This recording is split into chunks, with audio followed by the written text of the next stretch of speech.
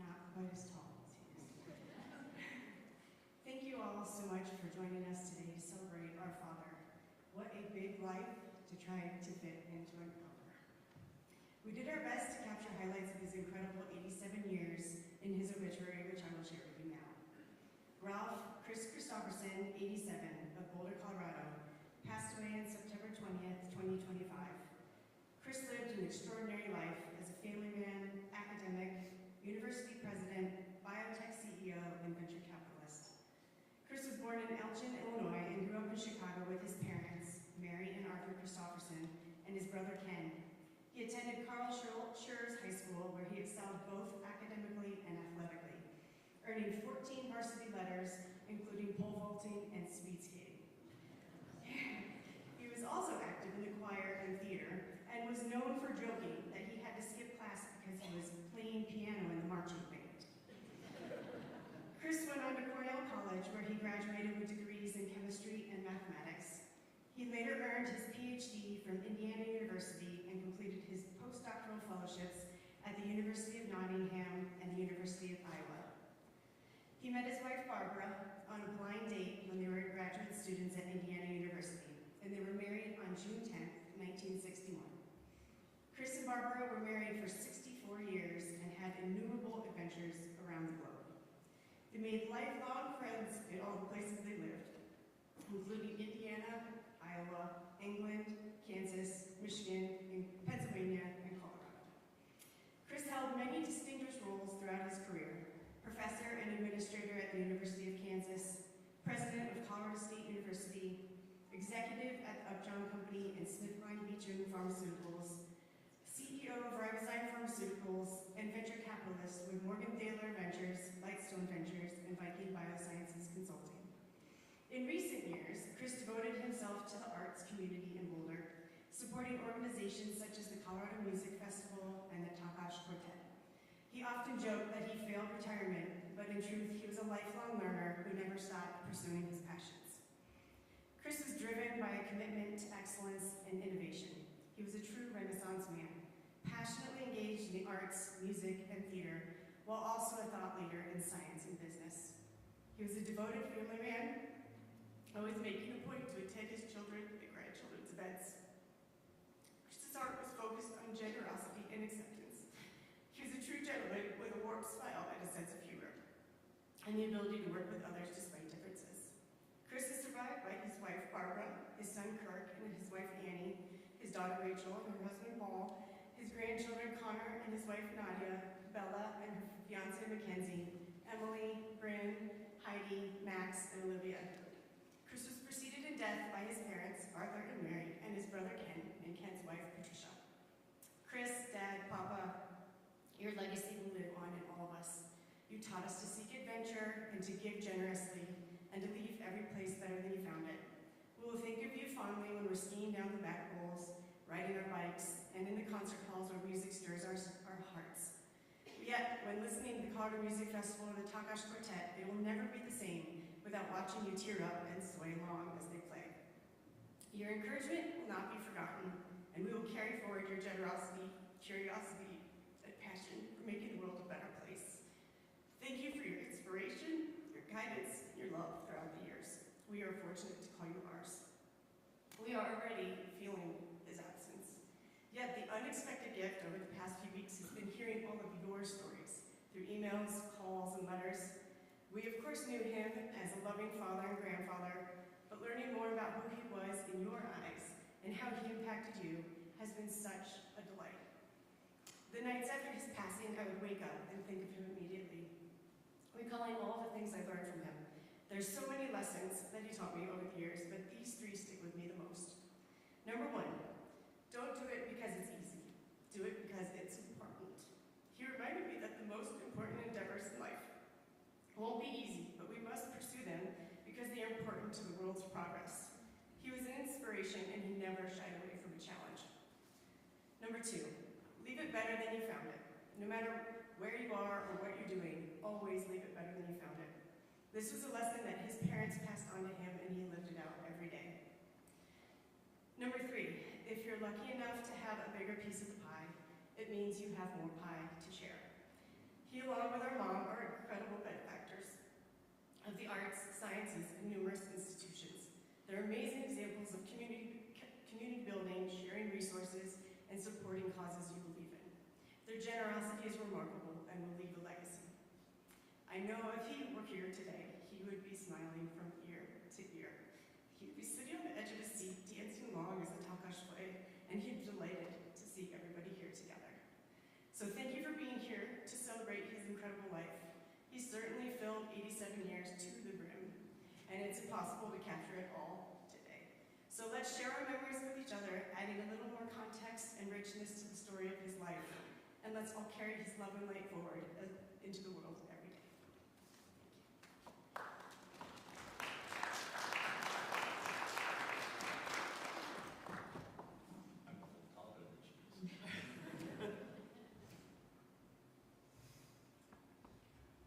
In the days following his passing, I loved reading the cards and emails that you guys sent. Your words were a great kindness in a difficult time.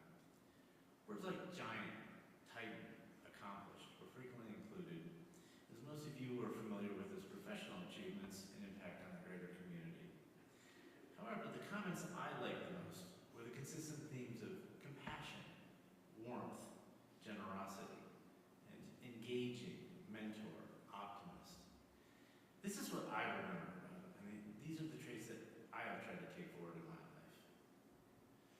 I have the best memories growing up with my father. I couldn't ask for a better dad. I remember growing up in Kansas, and Dad would come home from teaching at KU, take off his loafers, and I would gleefully step into those shoes and shuffle around the house. And they were certainly big shoes to fill. I remember sledding with him at Potter's Pond in Kansas. Yes, there's actually real hills in Kansas. He would always help me build oversized jumps, and we'd endlessly trek up and slide down what I thought was a very, very large hill. And it never seemed to bother Dad that we would inevitably end up out on the pond, which was really only marginally frozen. I remember Dad coaching everything. We had endless games of catch in the front yard. I remember him teaching all the other little leaguers about his favorite sport, from how to field a hard line drive to third or to how to throw a curveball. I remember going to his softball games with my mom. It was our weekly picnic every warm Thursday night in Kansas. We'd watch Dad play third base at his fast-pitch softball league, cheering him on from the sidelines. You all might remember he was a little competitive. Competition really informed all aspects of his life, and it was really fun to see him in action. He had many things that he was competitive with, but it turned out he used to be a very competitive racquetball player in Kansas. And in this particular league, his arch rival also happened to be a local judge.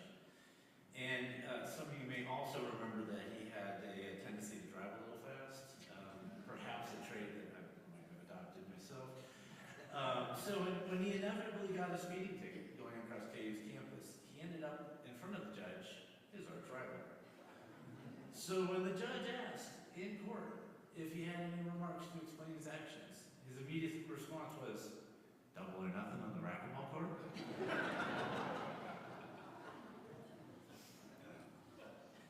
I remember there was always music in our house growing up. Hearing him sing is an enduring childhood memory for me. He had an absolutely beautiful tenor voice.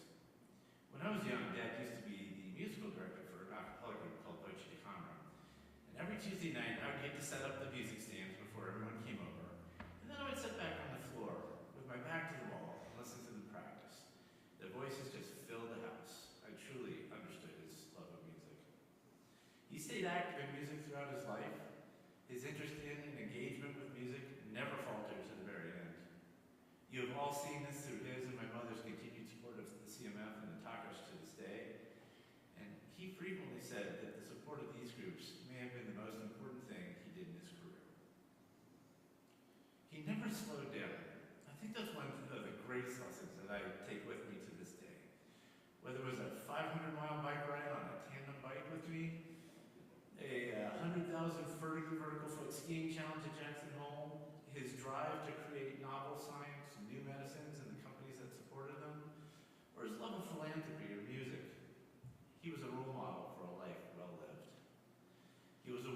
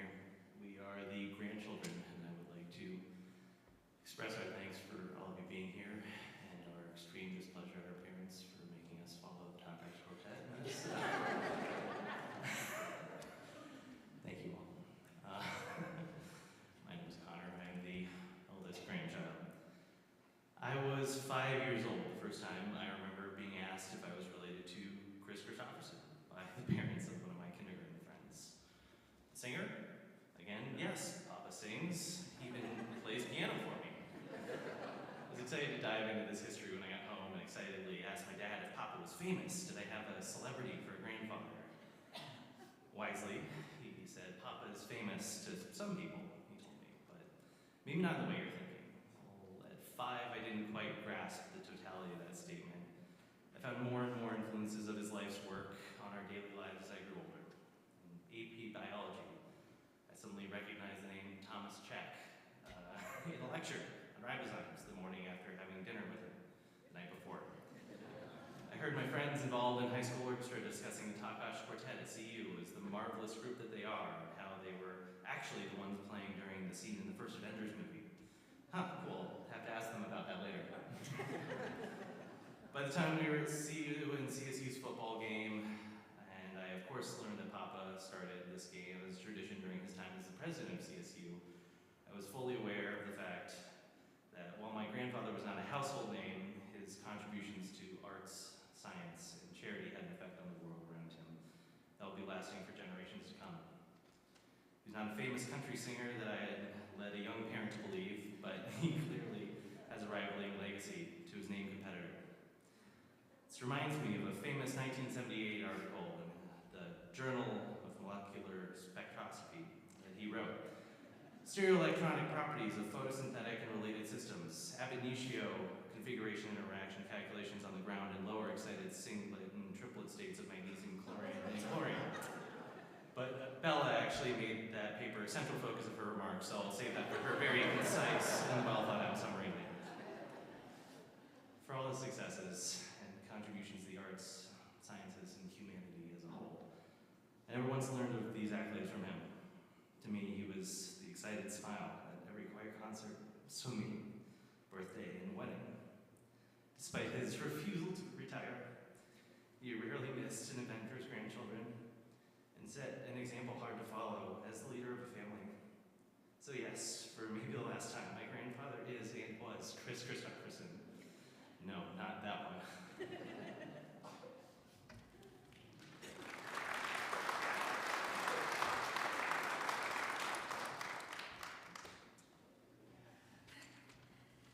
My papa was an extraordinary man, but that goes without saying. He was the president of CSU, one of the very first venture capitalists, a professor, the author of a book about quantum physics, a musician, a patron of the arts, and so much more. However, that is not how I knew him. I knew him as a world traveler and as a lifelong learner. I knew my papa as a family man, someone who showed unwavering support for those who he cared about. To me, that is the legacy he's leaving behind. All of his accolades aside, I want to share the 3 biggest lessons I learned from my papa that I will carry for the rest of my life. The first lesson is I learned the importance of discovering the world for yourself.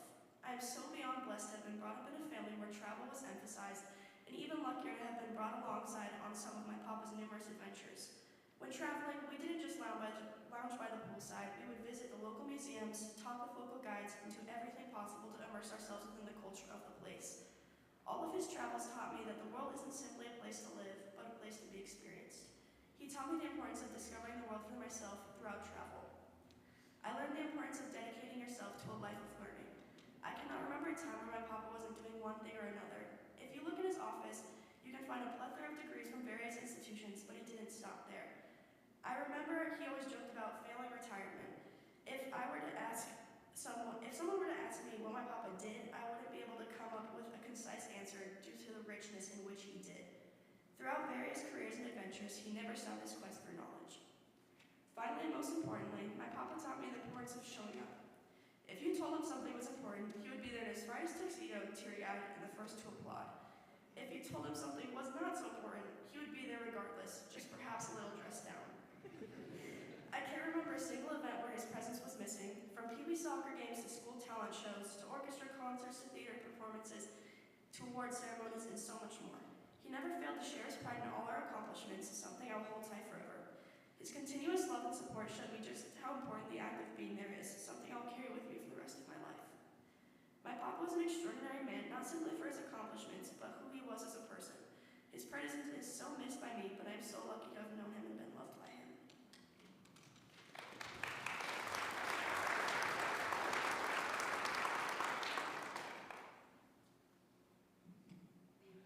Hello, I'm Bella.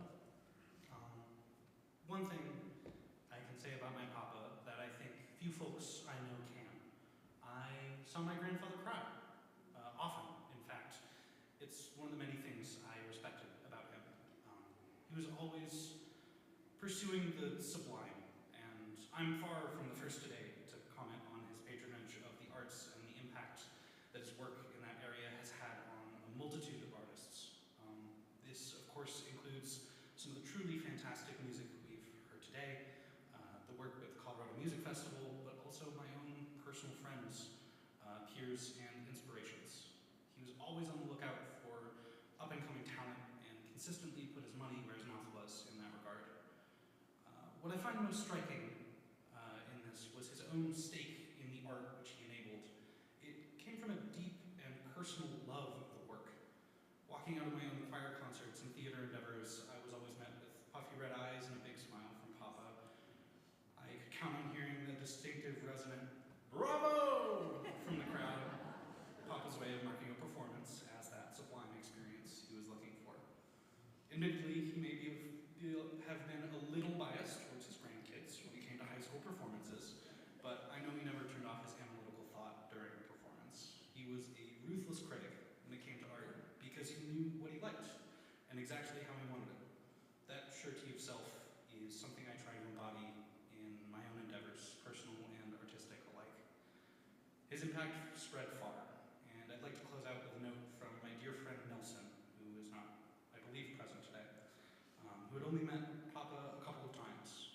They said, when I told my friends that he had passed, it felt like completely impossible to them, like he was just this permanent fixture in this world, like Long's Peak or something. Even to those who only knew of him at a glance, a constant on the horizon, part of the very landscape wherever he stood. That was Papa.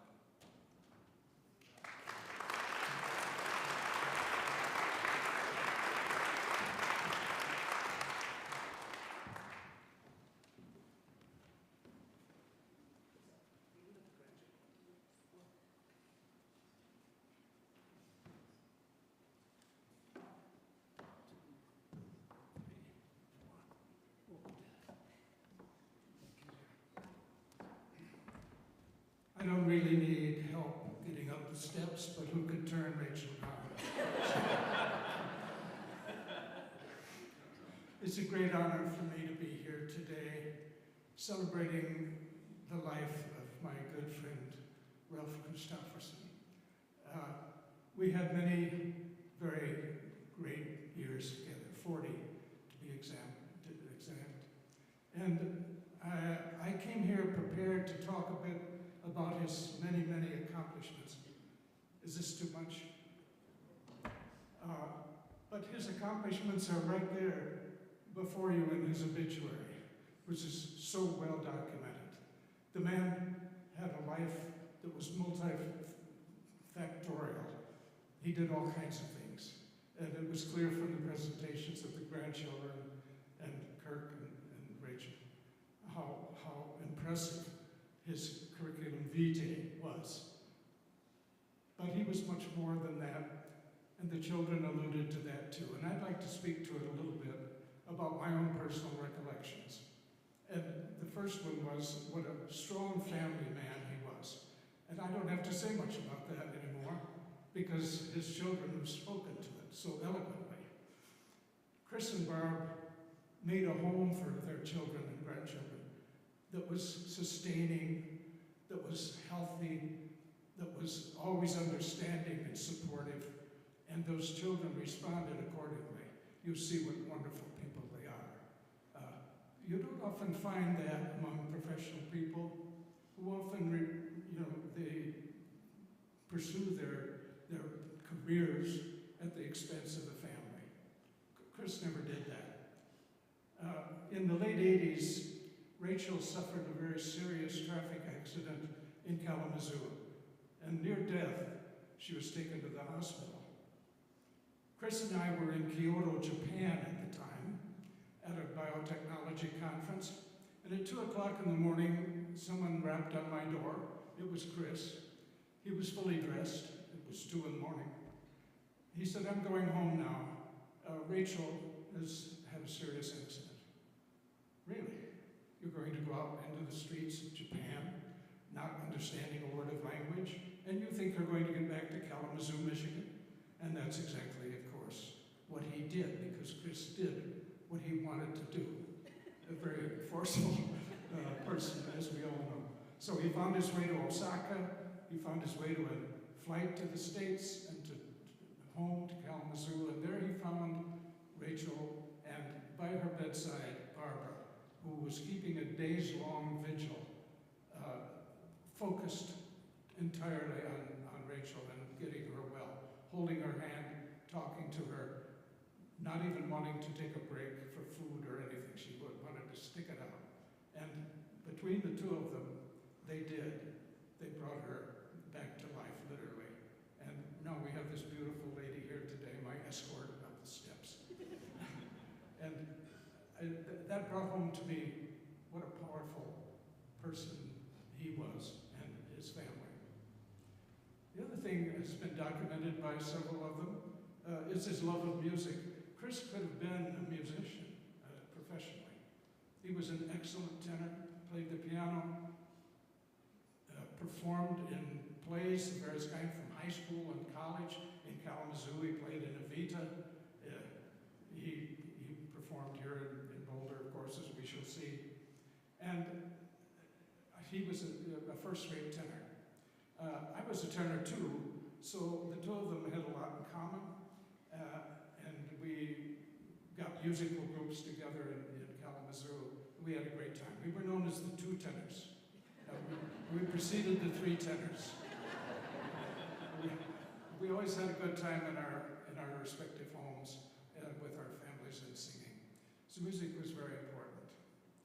The last thing I'd like to say about him is Chris the man, the originator, the man who made things happen. I happen to be a man who lets things happen.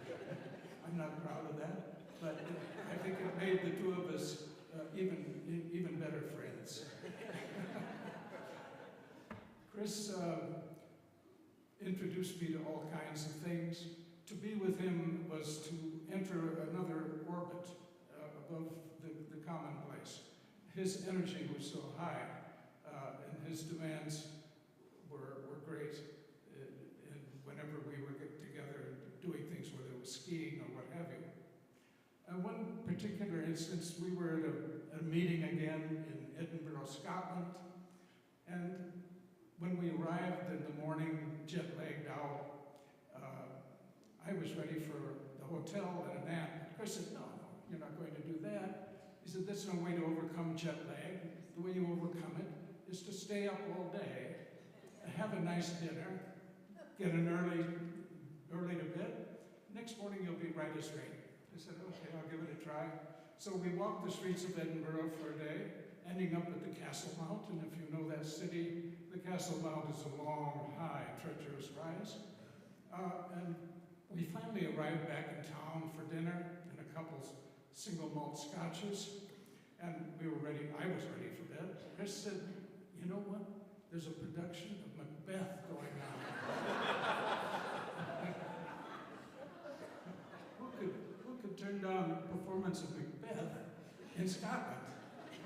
So we went to the theater, we took our seats, the lights were dimmed, the curtain raises, the three hags are standing there with their incantations and prophecies and all of the smoke rolling down.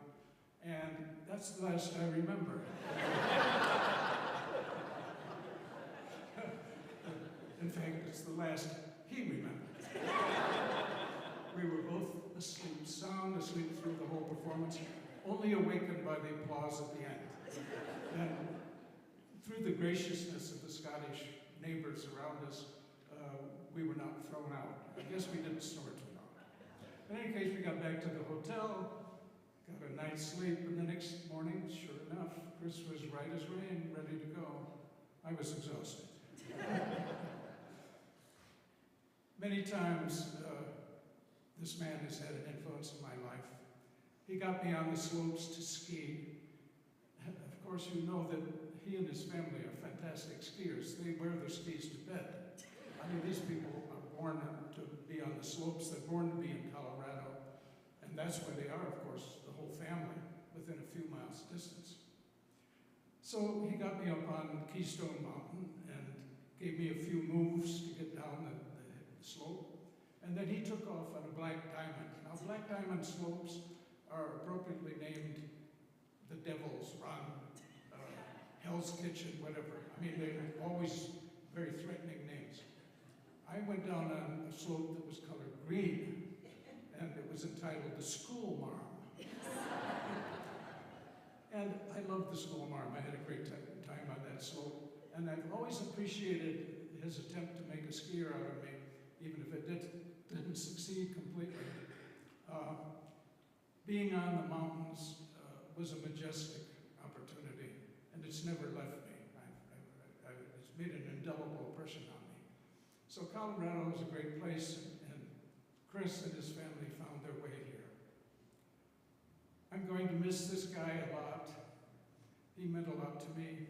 His smile, his engaging ability to welcome people, to strengthen them, to support them, was a unique feature. And I tell him, I guess, to rest in peace, my friend. But I can't think of rest in terms of Chris Christoffersen. It's not a word that he was comfortable with. And I hope, part of me hopes, that he is somewhere in an alternate universe, making things happen. To see Connor here, more about that in a moment, but I'm really incredibly honored to be asked to speak about Chris. I've been music director of the Colorado Music Festival for several years now, and if there was ever a person who truly inspired and energized an entire community, Chris was that person. Any room he entered would be lit up by his presence. That rare combination of confidence and modesty was an essential part of his remarkable personality. I'm sure we all remember what he would say when asked about the similarity, which you mentioned, this other mysterious Christoffersen. He liked to say, we all remember that, he said, yeah, I get a lot of good tables at restaurants. But his youthful exuberance was on full display for me on two occasions, one even more scary than the other.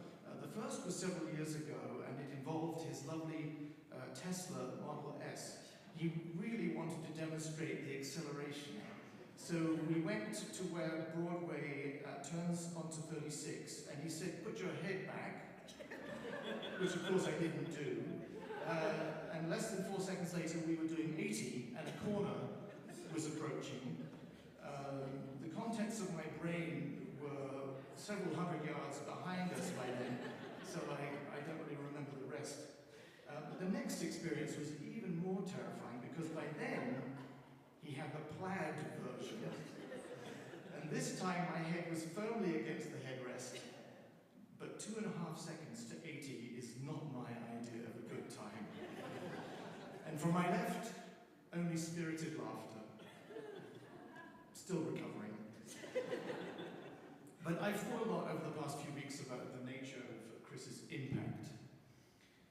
If one of life's ultimate goals is to use our energy to make the world a better place, then this was the example to follow.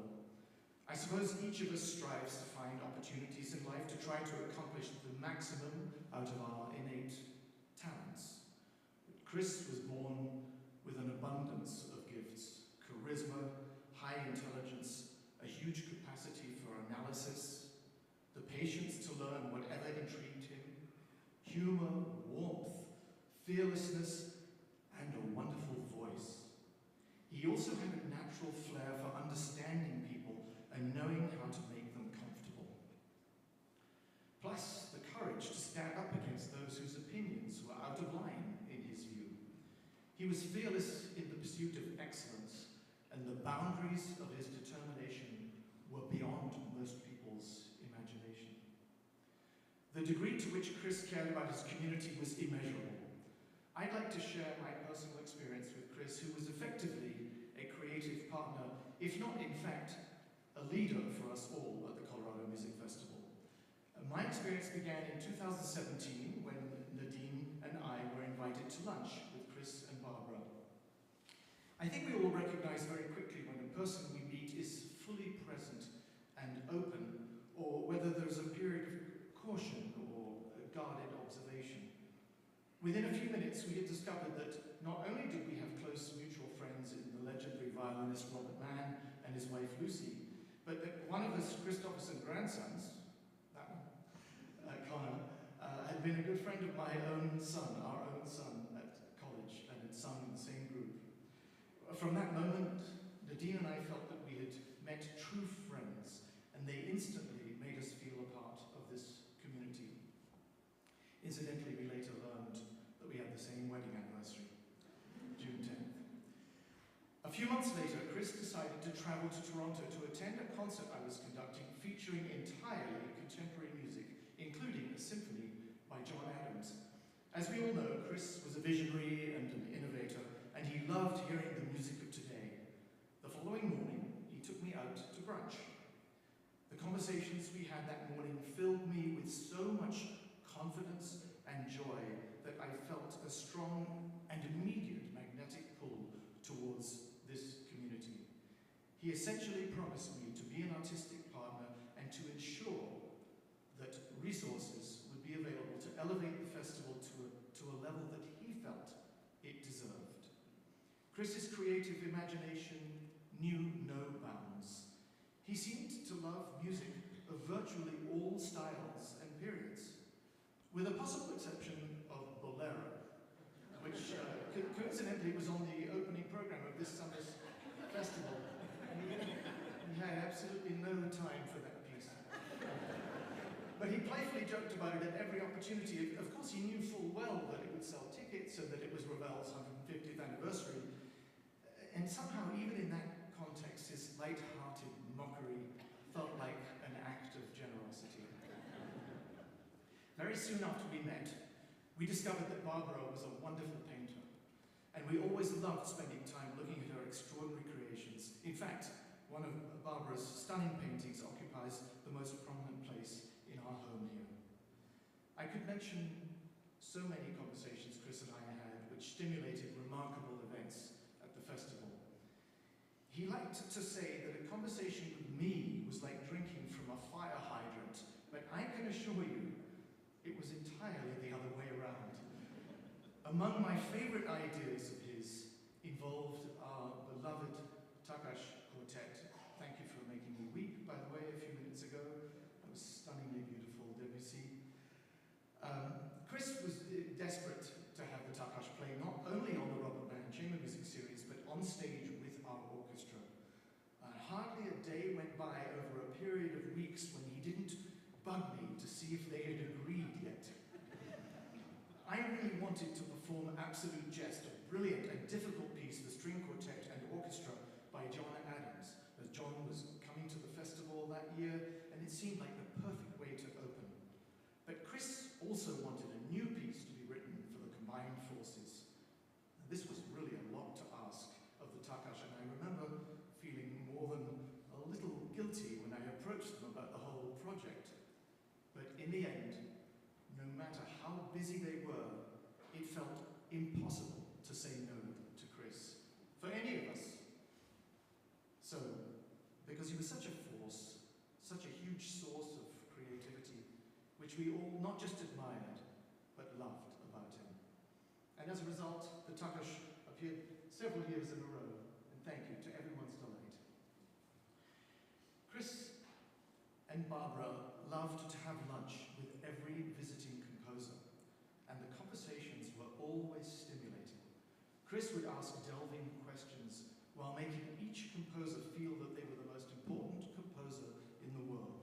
I'm sure that doesn't surprise you. A couple of years ago, when Joshua Bell and Kevin Putz were both in town, he told me he had an idea and really wanted to sell it to them. A lunch ensued, and successful, as one might have predicted. The result of that lunch will be witnessed in the 2027 festival when Joshua will premiere a brand new violin concerto by the brilliant Grammy Award-winning Kevin Putz.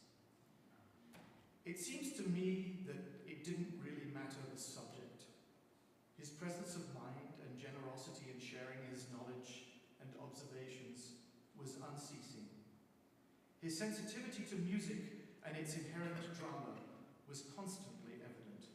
I knew that among his great talents was a beautiful singing voice, and it was pretty clear to me that he was actually more or less a professional musician. Or so I hoped when we asked him to narrate Copeland's Lincoln Portrait a couple of years back. Not surprisingly, the result was stunning. Chris always praised what we did on stage. He never tried to take credit for the achievements and recognition of the festival.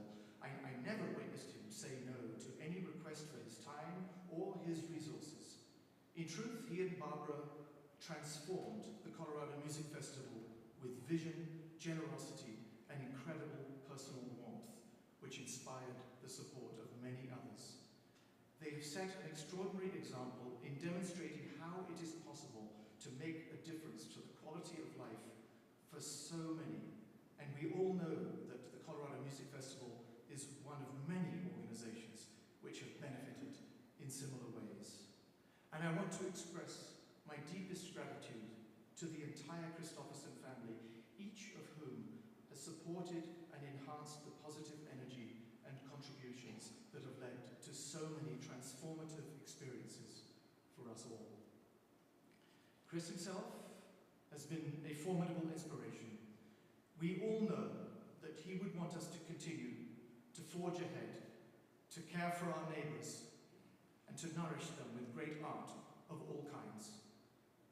It will be a privilege to honor his wishes. So let me leave the last word to our dear friend to whom we owe so much. I was with him backstage for several minutes before the Lincoln Portrait performance. Not a drop of sweat or the slightest glimpse of anxiety. A complete pro. You will hear the magic, the power, and the warmth of his voice, the perfection of his timing, and the unmistakable sincerity. It is not possible to sufficiently express the degree of gratitude that I and all of us feel towards Chris. We also feel profound sympathy towards those closest to him. But I believe that Chris would have only positive words to say to us, and they would be words of gratitude and encouragement. For our part, we can be consoled with the undeniable knowledge that such a presence has been a huge gift, and that the force of Chris's energy will live on in all of us. And now, over to you, Chris.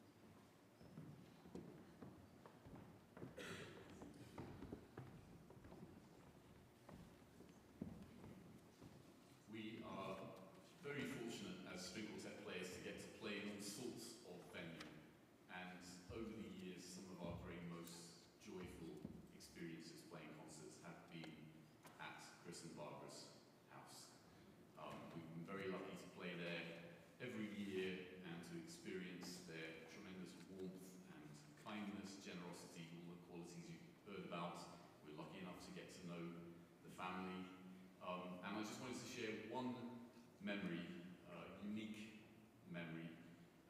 During the pandemic, we had our own little rehearsal bubble. We were kind of still continuing to play string quartets. We weren't exactly sure why, but we didn't really have much else to do. And at a certain point, we had the idea that perhaps we could invite Chris and Barbara to come to Urumi in my house, and we would play a little concert for them. And during that very vulnerable time, they were the first real people that we played for, and we were so grateful for their warmth and support. I think many people have talked about Chris's spirit of adventure and how he encourages all to seek adventure, and that leads us to our last piece, for Jacques String Quartet, Opus 96.